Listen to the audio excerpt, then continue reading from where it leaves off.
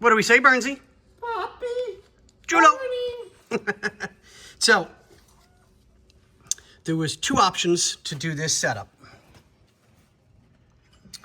Without touching anything, without damaging anything, stuff like that.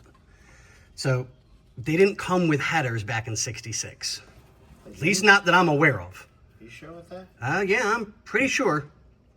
Okay, this So, is stupid. So originally we had the line going underneath the head and going up, and we made a really long rod.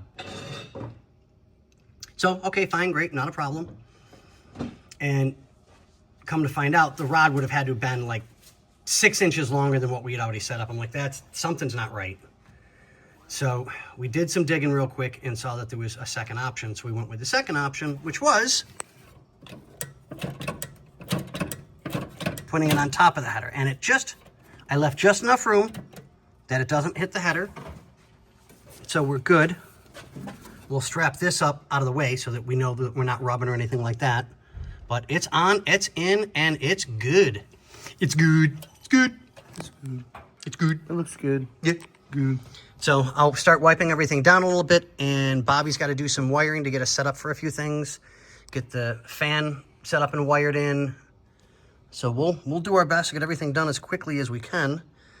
But he's with another client right now, so I don't want to bother him while he's with clients. I just don't think that's right.